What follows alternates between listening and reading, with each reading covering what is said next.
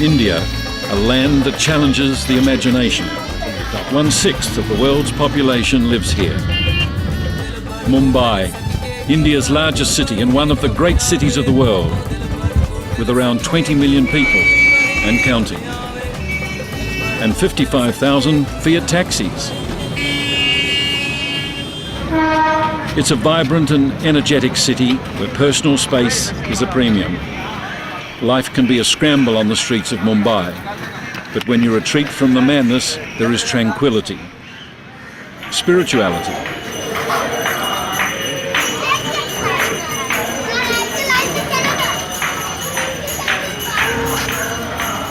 These are ancient traditions that have inspired a way of life in India for thousands of years. The more recent heritage is apparent in the remnants of empire, places that survived from the time when India was the jewel of the East in the British Crown. You don't have to go far to find evidence of the most popular pastime, cricket. It might be a relic of the Raj, but it's now a national obsession. It could be just a pick-up game in a park, a net practice, all in white, or an occasion at the club. Or in Mumbai, it's likely to be a game on the vast maidans. The rituals of the game are keenly observed, with competitive spirit and a hint of ambition. Cricket in India is for the fanatic, rousing supporters who love their team beyond realistic expectations. Mumbai is the home of cricket in India. It was the final stop for the Australian cricketers on their recent one-day tour of India. There's no doubt that the crowds here are more passionate about the game than probably any other place in the world, and you know, the cricketers here in India are sort of looked upon as movie stars, if you like, a bit different than we are back home. But look, I'm enjoying it more and more every time I come to India, and this last series win's been very enjoyable. It's chaotic, isn't it? It's great fun. It's a wonderful place to play cricket. I've been coming here since '94 now, and it's always a great place to tour. Lovely people, so always makes it more enjoyable. Just getting to the ground can be a major expedition.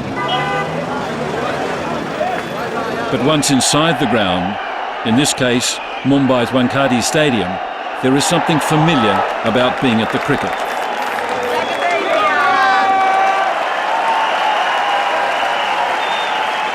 The viewing is a bit different. The food not quite what we're used to. The heavy equipment is ready to go. And it's heavy on security. But out in the middle, it's a familiar battle. First ball of the match, Zahir Khan to Clark.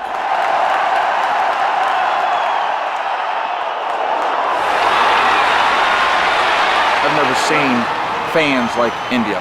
It's that exciting. And what I like about them is they enjoy the Australian players as much as they do their own home team. And I think that's, you just don't find it. Fantastic. A bit different to the Australian crowds. They like their local heroes, I suppose. Sachin and those sort of guys are very much the favourites. I suppose we work on the theory that if we can make them quiet, we're going all right. So it's nice to be able to hear a pin drop in the stadium, and that's our aim, yeah. We're very, very, very fanatic about the sport, and the atmosphere here is electric. I mean, you've just got to be here to really experience it. The innings break and a chance to find some fast food.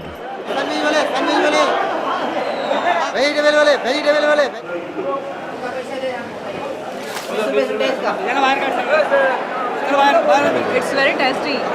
This is a knowledgeable crowd, their emotions reflecting the flow of the game. In full voice for an Australian wicket,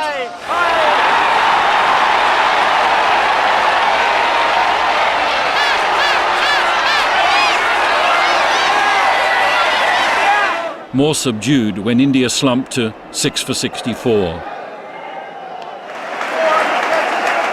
Gus Warland has been following the series for his TV show, and Aussie goes bowling. Oh, mate, you're talking it up too much. Cricket in India is, well, you can hear it. Every time there's a single, they go nuts. If it's a 4 or a 6 for them, they go nuts. A wide bowled by Australia or a wicket against the Aussies, and the most passionate fans in the world, they absolutely love it. I know when I first started coming here, it was so foreign to me, the amount of autographs and photos and things that you had to do, and just the extreme heat and temperatures that you were playing in was so different than what I was used to. But the more you travel here and get to understand the culture and the people, I think the more enjoyable it becomes. It wasn't always so easy. Neil Harvey recalls his tour of the subcontinent in 1959-60. I lived on bananas and myodec capsules for 3 months and boiled black tea. That's all I had for 3 months. But you still get sick. If our blokes went there today, like the conditions that we had to put up with, I'm sure they wouldn't go.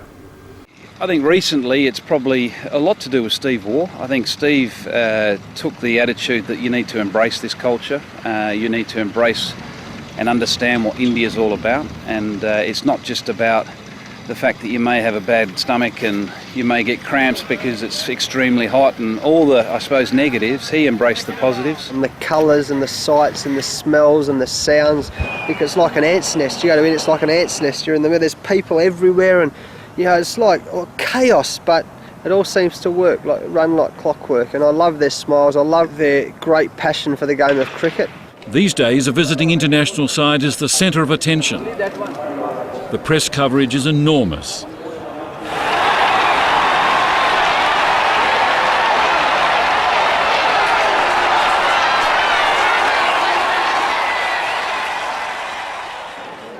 Even a training session commands a crowd looking for stories. Greg Blewett toured as a test player, but now he's a television commentator for the one-day series. I think the crowds have been, sensational. That doesn't stop the autograph hunters from tracking him down and adding to their collection. 98, yeah, 98. I didn't go very well, did I? The photograph's another big thing as well with the autograph, and they get both, and they're double as happy.